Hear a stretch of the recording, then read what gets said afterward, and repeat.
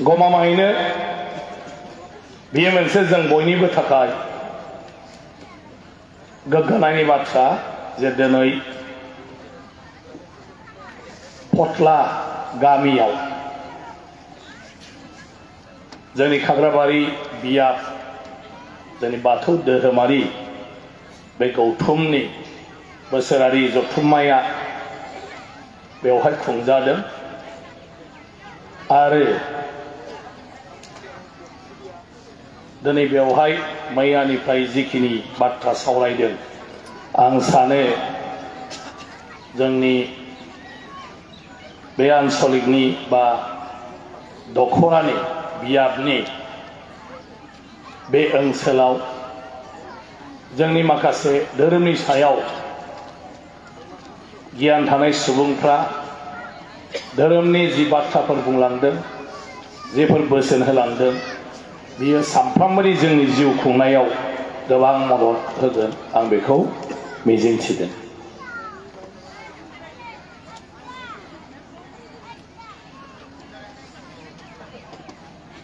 जों बयबो मोनथिगौ धोरोमासो मानसिखौ सानफ्रोमबोनि जिउआव मोनसे थार लामाजों दैदेनलांहोनो हायो। साफा साफा मानसिया सानफ्रोमबोनि जिउआव जुदि गोथों लामाजों आगान सुरलांनांगौबा जोङो धोरोम सिबिनांगोन आरो बे धोरोमनि बोसोन धोरोमनि खान्थि बेफोरखौ जोङो मानिनायनि गेजेरजोंसो जोंनि गोसोखौ जोङो हमथा जोङो आगानखौ सुरलांनो हागोन। जायहा धोरोमनि फारसे फोथायनाय गैया जाय धोरोमखौ सिबिया बिदि सुबुंखौ जों बयबो मोनथिगौ जे बियो अहंखार। इसोरा सोरजिबाय नालाय दायथ'आ जोब्बाय बिनि उनावलाय आंनिसो खोथा।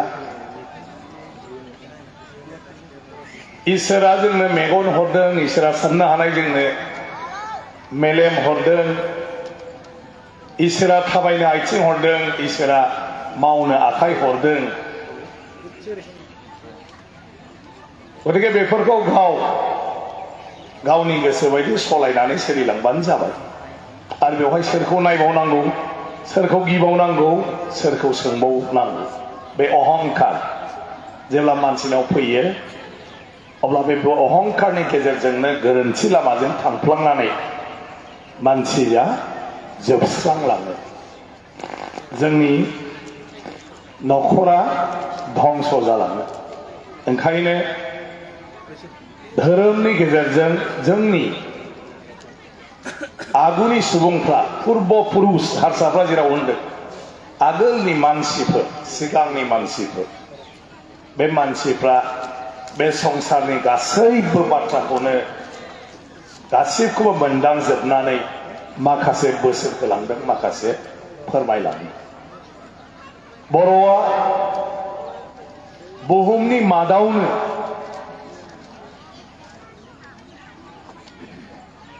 बयनिख्रुइबो सिगांसिन जायफ्रा धोरोमनि गेजेरजों सोलिबोदों बिनि गेजेराव मोनसे जाथि, बर'आबो मोनसे जाथि। बाथौ धोरोमा माला जोनोम जाया बे बुहुमाव बे सुबुं समाजाव बिनि समखौ जोङो माब्लाबाबो संनानै गुदिखौ दिहुननो हायाखै। हाजार बोसोर ना लाख बोसोर जों जेबो मोनथिया। जों मोनसेल' मोनथिगौ मोनसिं सिं बोराइनिफ्रायनो इसोरनि सोमोन्दै बर'फ्रा मोनथिदों। बे संसारनि सोरजिनि सोमोन्दै सृष्टिनि सोमोन्दै बर'फ्रा मोनथिदों। बे मुलुग संसार बिलात लाथा हाथरखि हाला सान अखाफोर बार गासैबो गोलैजोबो। अख्रां समस्त जत दं बुहुमल' नङा मानसि दुमसि जिब जुनार बिफां लाइफां दैमा दैसा एम्फौ एनला मोनदांनाय मोनामनाय नङा होमबा नुवाबाबो जों मोनदाङो माखौबा बार बारबा जों मोनदाङा होमबा बारखौथ' जों नुवा मोनामनायखौथ' जों नुवा नङा होमबा खिन्थु जोंथ' मोनथिगौ सोरहाबा नाफाम सावदों सोरहाबा सासे सोरजिगिरि दं गोहोगोरा आरो बेनो जाहैबाय आनान गसाइ बोराइ बाथौ आरो बे बाथ्राखौ बर'फ्रा बयबो मोनथिगौ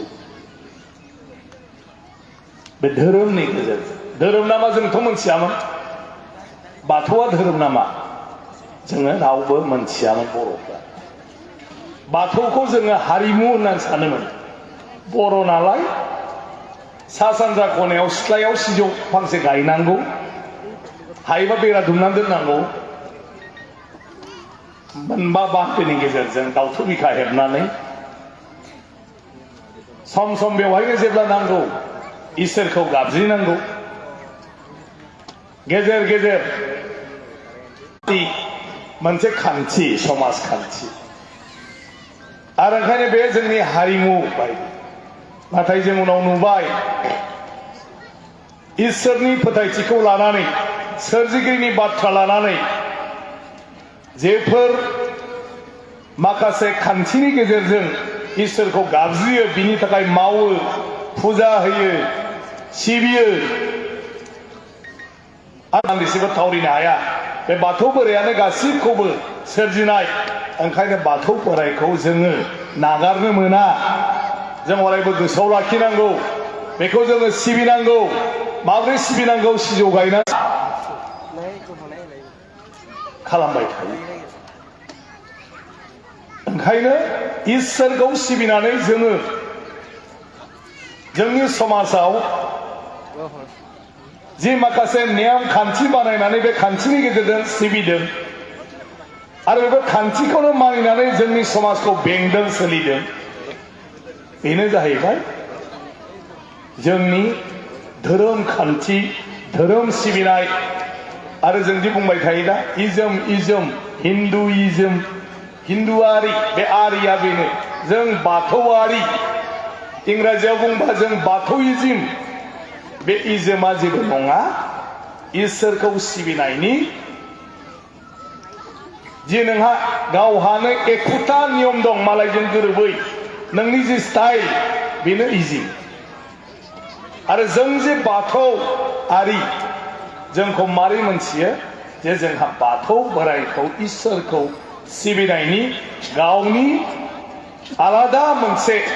नेमखान्थि दङ आरो बेजों जोंखौ बाथौआरि होननानै मोनथियो इसोरखौथ' बयबो फुजियो बयबो सिबियो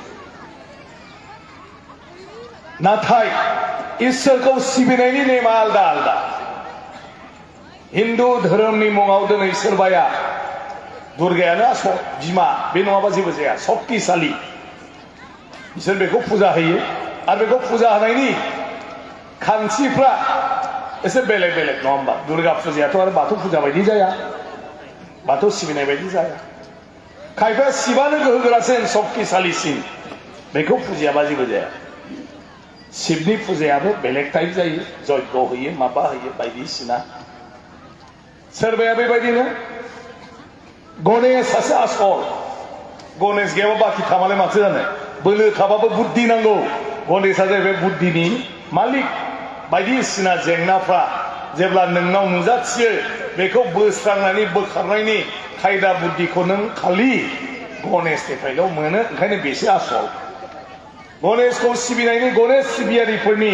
नेम निथिफ्रा गुबुन आरो जोंनि बाथौ सिबिनायनि नेम निथिफ्रा गुबुन ओंखायनो बाथौआ गाव हारसिंनो मोनसे धोरोम आरो जों बाथौआरिफ्रा जों मोनसे धोरोमनि जोङो बयबो सिबियारि गासिबो जोंनाव गेजेर गेजेर जालायबाय थायो जों हिन्दु नंगौना नङा बाथौआ हिन्दु नंगौना नङा हिन्दु होननाय सोदोबा सिमा गैयै मोनसे सानथौ फिलसफि बेहा सिमा गैया हिन्दुआ फुजिनांगौबा मा होनो 33 खौथि देब देबीनि बाथ्रा बुङा होनबा रोखोमफोर 33 खौथि दा सोर बियो 33 खौथिखौ फुजिजोबनो हाग्राया ओंखायनो 33 खौथिनि गेजेराव सोरबा बेखौ फुजियो सोरबा बेखौ फुजियो सोरबा बैखौ फुजियो बिसोरो जाहैबाय हिन्दु धोरोमनि मुङै हिन्दु धोरोमाव जायफोर 33 खौथि मोदाय दावदायनि नाम बुंदों बेखौ सिबिग्राफोर जुदिअ 33 खौथियाव सासेखौल' सानैखौल' फालियोबाबो बियो हिन्दु नाथाय 33 खौथिनि नामनि लिस्टआव बाथौ बोराया दंना गैया माइनाव बुरिया दंना गैया निश्चय गैया जोंनि धोरोम गुरुफ्रा 33 खौथि नामखौ नायबानो जाबाय माने 33 खौथि जिथु मोदायनि नाम लिस्ट बे मोदायनि नाम लिस्टआ बर'फोरनि इसोरजों लोगोसे गुरुफोर मोदाय दावदायफोर जों जेखौ सिबियो बे दंना गैया आरो बे दंजोबोबा बेबो बिनि गेजेराव बेबो मोनसे पार्ट आरो जुदि गैया अब्ला गाव हारसिङैनो बेहा मोनसे आलादा सिनायथि धोरोमा ओमफ्राय मोनसे खोथाखौथ' आं बुंबाय थादों जेब्लायबो जोंनि जेब्लायनो बाथौ धोरोमाव बेफोर बाथ्राफोरखौ सावरायो जे बाथौइज्म जोंनो नांगौ आलादा सिनायथि जोंनो नांगौ जों आलादा सिनायथि लानो हायो ना हाया आंनि मथेब्ला हायो होननानै आं बुंबाय थादों अदेबानि बेफोरखौ लानानै जोंनि गौथुमा दा खामानि मावनाया बेसेबां आवगायबाय थादों आं बेखौ मोनथिया हिन्दु धोरोमनि मथेबा बे संसाराव बयनिख्रुइबो शक्तिशाली इसोरा साथाम बे साथाम इसोर नङाबा जाया ब्रह्माया सोरजिगिरि विष्णुआ खांगिरि आरो शिवा फोजोबस्रांगिरि लांफिनगिरि बुजिबाय हिन्दुनि मथे जोंना बर'ना मा बाथौ बोराय आरो जों मा होनो हे आफा नोंनो सोरजिगिरि नोंनो खांगिरि नोंनो लांफिनगिरि जोंना सासेल' नंगौना नङा बेनो आसल बेनो सोरजियो जेब्ला दरखार दं बेनो जोंखौ खाङो बायो सोरजिबाय नालाय आरो जों जुदि दरखारि जाबायबा अहंकार जाबायबा खामानियाव गैलाब्ला बेनो जोंखौ लानानै थांनो जोंनि गोसो बायदि जाया जोंनि इसोरा बे गासिबखौबो सोरजिग्रा लाखिग्रा आरो फोजोबस्रांग्रा सासेयानो बेनो बा बेनो नङा होमबा जोंना सिनायथिया फारागा जों बाथौ धोरोम सिबियारि जोंनि बाथौनि इसोरा जाहैबाय बाथौ बोराय आरो बेखौ लानानै जों दिनैसिम फालिबोगासिनो दं दा जोंनि धोरोमा बिराद समायना जोंनि धोरोमा बिराद गोजाम गुबुन धोरोमफ्रा उनावसो फैदों नङा होमबा जेब्लानोखि ख्रिस्टान धोरोमा जोंनाव फैबाय अब्ला अलरेडि बिनि सिगांनो बर'फ्रा बाथौ दुमनानै फुजिबाय थाखायोना थाखाया गतिके बिनि सिगां जोंनियाव इस्लाम धोरोमा फैबाय नाथाय इस्लाम धोरोमा बेवहाय फैनायनि सिगांनो बर'फ्रा अलरेडि बाथौ गायनानै जोङो सिबिबाय थायोना थाया अब्ला बिनि सिगां बुद्ध धर्मआ फैबाय नाथाय बौद्ध धर्मआ बेवहाय फैनायनि सिगांनो बर'फ्रा अलरेडि इसोरनि फारसे धोरोम माखासेफ्रा दा जोंनि जिथु बैष्णव धर्म एक शरण नाम धर्म श्रीमन्त शंकरदेवा जेखौ फोसावदों बियो खालि 500 बोसोरल' जादों आरो 500 बोसोर श्रीमन्त शंकरदेवा बे धोरोमखौ फोसावनो लानाय समनि सिगांनिफ्रायनो बर'फ्रा बाथौ गायनानै इसोरखौ फुजिबाय थाखायो अब्ला जोंनिया गुदिसिन नंगौना बिनि उनाव दुर्गा फुजाया सिगां होआ नावखाथासोमोन नालाय जोंना आगोलाव बेनाबो ना बर'फोरनि बाथौ सिबिनाया आगोल दुर्गा फुजा बायदिसिना फुजा हिन्दु धर्मनि जिथु प्रसार बे भारत बर्षआव जिथु जाबायना अलरेडि बर'फ्रा गावहा इसोर दंखायो आरो अलरेडि इसोर सिबिनायनि नियम खान्थि दंखायो जों खेराइ होखायो जों गारजा होखायो जों बाथौ गायनानै बाथौ बोराइखौ आलारि बाथि सावनानै जोङो गाबज्रिखायो अब्ला दानि हिन्दु धर्म जिथु प्रसार खालामनाय ब्रह्मा विष्णु महेश्वरनि बाथ्राफोरखौ लानानै जि सनातन धर्मनि बाथ्रा बुंनाय बिनिबो आगोलावनो बाथौआ दंखायो आरो दंखायोनोखायनोथ' बर'फ्रा गुबुन धोरोमाव थाङाखै आरो दंखायोनोखायनोथ' बर'फोरनि धोरोमा सोरनि आरो बेनो बे संसाराव कृष्ण महरै जोनोम लादोंमोन गतिके बेखौल'सो प्रसार खालामदों आरो बेखौ लानानैसो हिन्दु धर्मनि बेवहाय एक शरण नाम धर्मखौ फोसावदों खिन्थु बाथौआ बबेनिफ्राय फैनाय होननाय दं नामा गैया बाथौआ लावद्रायबाय नामा आंना बेखेवनायसो लावद्रायबाय ना बुंनांगौ आलासिबो दङ बिराद जारला धोरोमनि बाथ्राया आरो बेबो बर'फोरनि बाथौ धोरोम जोबनो गैया हाखरजों जेसेबां जावो एसेनो थांबाय थायो मोनथिबाय गुदिखौ नोङो दाबो मोनहैनानै फोजोबनो हाया जोंना दंबायनो थाखायो ओंखायनो धोरोमनि सायाव जोंहा जेबो सन्देह खालामनो नाङा मोनसिं सिं बोराया इसोरनिनो थान्दै महरै जोंनि गेजेराव नुजाफैनाय सासे सुबुं दा बर'फ्रा अख्रा नालाय मोनसिं सिं बोरायखौ जों मानो स्पेसियेल साननो फालाय जों बायदिसोमोन मोनसिं सिंआ नंगौ आरो मोनसिं सिं बोरायानो सिजौआव इसोरखौ सिबिनायखौ जोंखौ फोरोंदों बुंदों जेन'बा होमब्लाबो जों बायदि जों बेबायदि लायो आरोना आरो बिनि थाखायनो बाथौ धोरोमाव जोङो लिडार फाथिनानै गुरु फाथिनानै बे धोरोमखौ मालाय धोरोमफोर बायदि जोङो फोसावनायनि खामानिखौ जों मावनो हाबोआखै जोंना आखलानो बेनो नालाय नङाब्ला मोनसिं सिं बोराया जाहैबाय बियो मानसि महरै स्वयं बाथौ बोराय नों आं बायदिया दिनै बाथौ बिसिबां लेखा फरायबायनानै जोंनि धोरोमनि गोरों गोराफोरजों रायलायबायबाबो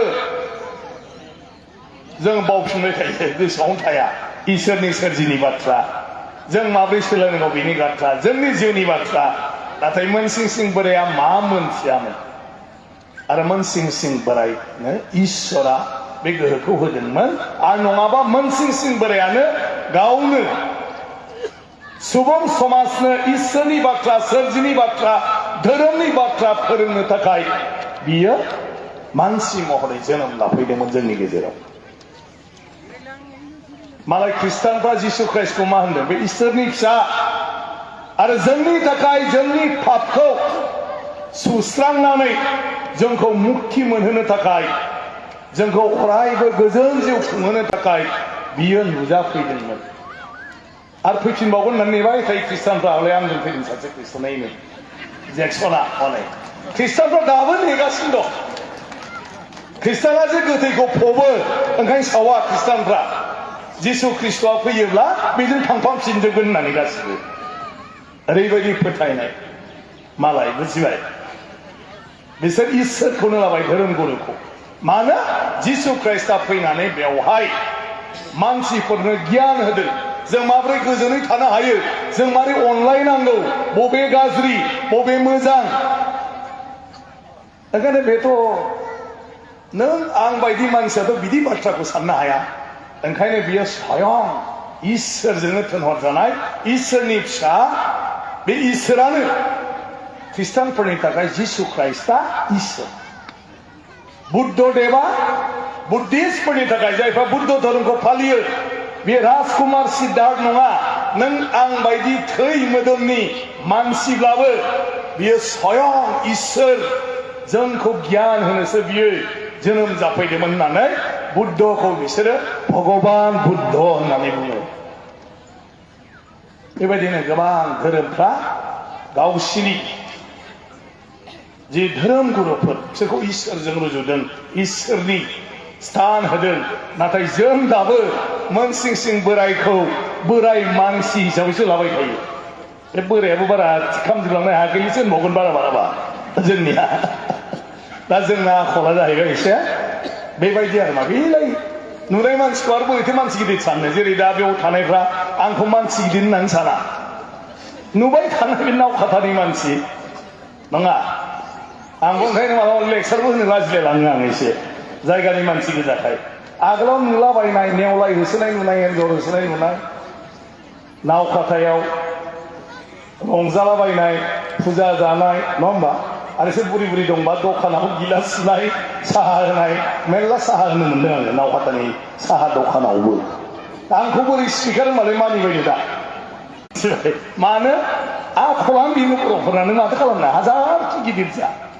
न'आवबो बेनो फिसाया जेसेखि देर जेसेखि गोरों जा बे फाग्लायाव बाव रोंनोसै बेलाय होनखायो। गुवाहाटियाव थांनो आयौ फाग्ला नों गोमालाबायगोन दा थां। खुनु दिन फिसाखौ रोंबाय होननानै साना बिमा बिफाया। सानो होनलाय फिसालायानो जा फिसाजोआनो जा नाङा नों दा थां, ओइ जोंहानिखौ लांफानो नाङा, ओइ हरा हरा जोंहा हरा मिथिबाय। मानो बे गाव गोरलैयाव बामनाय बायदि सानबाय थायो, फिसाखौ जेबो रोङाखै सानबाय थायो। दा जोंना माबायावनो बेनो इसोरानो सोरजिनानै जोंनि बिखाखौ जोंनि गोसोखौ बिदिनो सोरजिहरदों आरो। दा जोंनि साननायखौ जों एसे सोलायब्लानो जोंनि रायजो जानाय, जोंनि धोरोम फालिनाय आरो धोरोमारि हिसाबै जोङो बयनिफ्रायबो बाख्नायनाय मोनगोन, बयनिफ्रायबो अननाय मोनगोन, बयबो जोंखौ फल' खालामगोन आरो। एसेल'सो दालाय गासिबो बुजिजोबखाबाय नङा होमबा। बाथौ बोराइखौ दिनै जेसेबां फैदों गासिबो आर'ज गाबदों, खथ' मोजां। आरो सानफ्रामबो बयबो आर'ज गाबनो रोंग्राबो जाजोब्बाय। खिन्थु माया सोलायनांगौ जों दा मंगलबार खालि खमसे खम बाखि खामानि दोननानै बाथौ थानसालियाव जोङो नुजाजोबनो हानांगौ, बेखौसो खालामनांगौ दा। नंगौना नङा? खालि दौरिफ्राल' बेस्राफोर आसारिफ्राल' मालाय थां दा थां फुङाव थांदो बिस्रा उपाय गैया मोनथिबाय। आरो मालाय आरामै फैबाय थागोन, आरो फैबाय थानानै आरो बाहादुरिखौ आरो नेबावनांगौसो नङा। फैग्रोग्राफ्रा सानैसो बाहादुरि थाया होमबा। आरो रले उमुगाबो फैगोननो, बे उमुगाबो फैगासिनो, मास्टारा फैगासिनो दंनो। जोंनाथ' मास्टारफ्रानो लेटसिन जायो नालाय, जेसेनो गोरों एसेनो लेट धोरोम फालिनायाव जोंनिया आरो। ओमफ्राय दाथ' आं हिसाब लागासिनो दङ, जेरावबो गामियाव जुदि 30 घर दङब्ला मानसिफ्रानो 15 जन गाहामल' सफैयो माने आर'ज गाबनाय समाव। बाखियाव गोमायै नायफात्ता। बेखौ जों बोरै सोलायनो? ओंखायनो खावलायदों दाख्लैबो भेरगावआव, जों गौथुमा बेबायदि कनफारेन्सआव जों थांखि लानो हाया नामा जे मंगलबारनि आर'जआव साफ्रोमबो मानसियानो समाव नुजाहैनानै बे आर'जआव बाहागो लानांगौ। जोङो इसोरखौ आर'ज गाबनांगौ। मानो? बे जोंनि धोरोम आरो बे जोंनि खान्थि। दा बयबो बाहाना देखायो, आंहा दखान खुलिनांगौ, आंहा एकदम दुब्लिया हालेवहैयाबा जाया, आंहा एकदम साख्रि दं थांथारनांगौ, गथ'फ्रा स्कुल दं। जों मानो मंगलबार खालि खेबसेखौ फुंनि 4:30 5टायाव सिखारनो हाया? जों मानो मंगलबार खालि फुंनि 4:30 5टायाव सिखारनानै बाथौखौ एसे साफा सुफा खालामनानै न'आव 6टायाव जोबनो हाया? 8टानि उनाव थांदो दखान खुलिहैदो, 8टानि उनाव हालेवहैदो, 8टानि उनाव अफिसाव थांदो, 8टानि उनाव स्कुलाव थांदो। गथ' गथाय गासिबो इसोर सिबिनायाबो जाबाय, जोंनि खामानियाबो जाबाय। ख्रिस्टियानफ्रा रबिबाराव आर'ज गाबो, आरो ख्रिस्टानफ्रा रबिबाराव दाहोना रुवाथियाबो हालेवनाङा। गिदिर साना ओंखायनो खृष्टाना खामानि मावा हालेवबा मालिकखौसो बांसिन इसोरनिख्रुइ देरसिन सानगोन ना साना बे मालिक नङाबा मोनजायालै आङो उपाय गैया हालेवनांगोन थारमाने इसोरा जेबोआनो नङा मालिकआसो गिदिर सोरनावबा हाजिरा मावहैबा जाय नोंखौ हाजिरा होदों बेसो इसोर इसोरखौ नों बावगोन आरो बे हाजिरा मावग्राखौ सानबाय थागोन बेखौ एसे गोदै बुङाबा एसे थाव मालिस खालामाबा आंनो मुजिराखौनो दिनै हरगोन हरा बियो बेखौ गिबाय थागोन बुजिबायना ओंखायनो ओइदिन जेबो खामानि मावनो नाङा जाहाथे नों गावखौनो सोरनिबा गलाम साना ओइदिन इसोराल' जोंनि सासे आरो जों बयबो इसोरनि फिसा आरो जोंहा दिनै इसोरनि अनगा मालायखौ जों रावबो बेबायदि बेसो जोंनि आसल होननानै मानिनो नाङा मा खालामोब्ला नों अपमान खालामनाय जायोना जाया इसोरखौ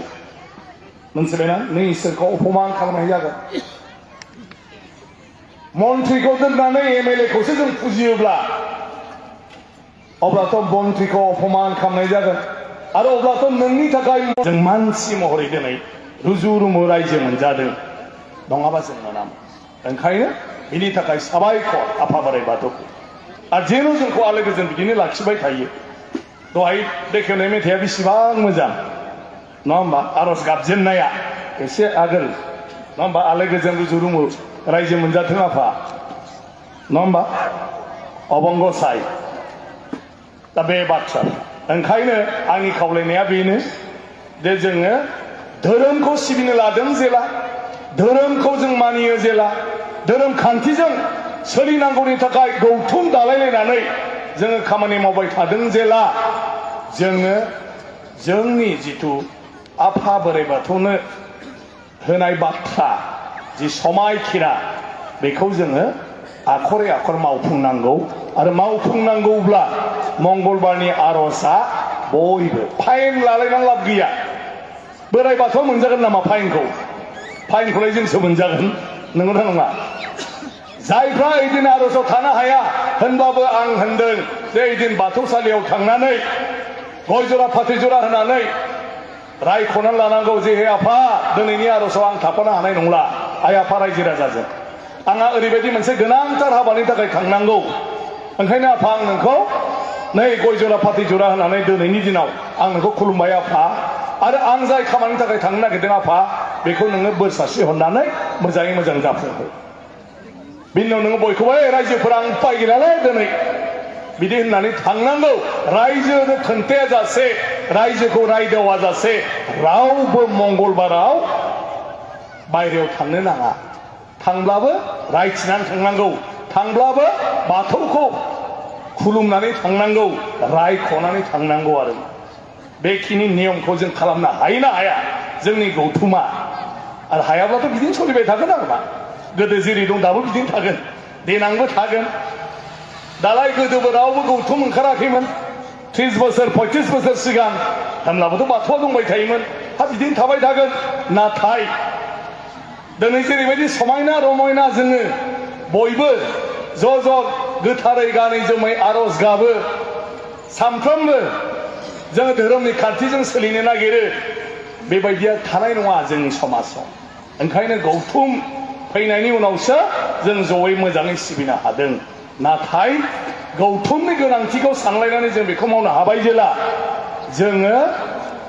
गौथुमनि दारै जोंनि माखासे खामानिफोरखौ जेखौ मानसिफ्रा मानिलायनो नागिरा बेखौ मानिहोलायनानै जों डिसिप्लिनै सोलिनांगोन जोंनि धोरोमा बेसेबां मोजां आंथ' बुंदों होननाय जोंनि बाथौनि गेजेरजों जोंनि जिउनि सोमोन्दै आरो बे आत्मायानो सोरनिबा गोरबोआव जायगा लाफिननानै मानसिनि सोलेराव हाबनानै बेनो फिन आरोबाव जोनोम मोनफैफिनो बेबायदिनो गिदिंबाय थायो बेसर बेगरनिख्रुइबो फिसासिनबाव मानसिया ओंखायनो स्थिति होनदों जायगा लायो बेनि उनावसो गोरबो सिङावनो देरनानै महर मोनो आरो नैथि बान्दोनि गेजेरजों जोनोम मोनो मानसिया बे संसाराव बिमानि गोरबोनिफ्राय बिनि उनाव देरनानै संसाराव हाबो माने हाबा जायो संसाराव हाबनाया हाबा जानाय बिनि उनाव हाबा हुखा जाखांनानै संसारखौ खाङो बिमा बिफा जाबाय नालाय फेदेरनाङा फोलावनाङा होमबा हा खांबाय संसारखौ संसारा खांखांनानै गथ' गथाय देरजोबनानै फिसौ फिसौ मोनखांबा मा जायो बोरायबाय बुरिबाय दुब्ला थैबाय थैब्ला जोंनि जिउमाया जोंनि सिया बिनिफ्राय बारग'लाङो जोंनि देहानिफ्राय सोरजों लोगो जाहैयो आफा बोराइ बाथौजों हारसाफोरनि रावावबा परमात्माजों आत्मा परमात्मा जोंना दा आंनाव दङ सिङाव जिउ आं थैबा जिउमा आरो गोरबोआव थाहैफिनबाय बेबायदि गिदिंबाय थायो बे बाथौनि गेजेरजों जिउआ बबे दाउथु बिखा लाल पान नङा होमबा दाउथु बिखा आं बेखौनो आसरित जायो हाजार हाजार बोसोर सिगां बर'फ्रा जिउ हादखौ बेबायदि दाउथु बिखा लाल पान होननानै बाथौआव बानायनानै दोनदों आजिखालि बे लाल पान नंगौना नङा बे लाल पाननि महरा मा बे दाउथु बिखा नंगौना नङा दाउथु बिखाखौ मा होनदों जोंनि धोरोमाव जिउनि बियो मोनसे सिम्बल आरो बे जिउआ बिदिनो आरो सानथ्र'हायै बाथ्रा दा जियानो जाथों गोलाव सम जाबाय जोंहा बाथौनि सोमोन्दै जोंनो फोरमायनो थाखाय जोंनि गौथुमनि दैदेनगिरिफोर दिनै बेवहाय दंफैयो आरो दिनै बे कनफारेन्सनि गेजेरजोंनो जोंहा गोबां मोनथिनानै लानांगौ सोलोंनानै लानांगौ आंना बेखेवनाय हाबाफारिमोन गतिके आङो बेखिनि बाथ्राखौ बुंबाय बुंनायाव गैया आरो जों धोरोमा जोंनि जिउखौ दैदेननो थाखाय जेसेबां माखासे मोजां बोसोन मोजां बाथ्रा मोजां गियान नांगौ बे गासिबखौबो जोंहा दंखाजोबो जथेस्थ' आरो जेबो नाङा नाथाय जों गाव सिबियारिफ्रा गावखौनो सासे धोरोम सिबि सानलायनांगौ आरो जों गावबा गावखौनो एसे सोलायनानै नेमखान्थिनि गेजेरजों नेमखान्थिखौ मानिनानै जोङो सोलिग्रा जालांनांगौ आरो दा बेखौ आं सानो थारैनो जोंनि गौथुमा हागोन आरो आं मिजिंथिदों जोंनि खाग्राबारि आनसलिक बियाबनि बे 32थि बोसोरारि जथुम्मायाव बेफोरबायदि माखासे बिथिंखौ सावरायनानै निश्चय माखासे थांखिफोर लादों आरो बे थांखिफोरखौ खालि आफादनिल' थांखि होना जासे जों साफ्रोम रायजो राजायानो जुदि गासिखौबो मानियोब्ला होयो जोंनो सानफ्रोमबो सैथोजों आगान सुरनो थाखाय जाहाथे जोंखौ गोहो होयो जोंनि गाज्रि सानस्रिफोरखौ दबथायनानै जाहाथे जों साफ्रोमबो खालि अनलायनाय सासेया सासेखौ सनमान होलायनाय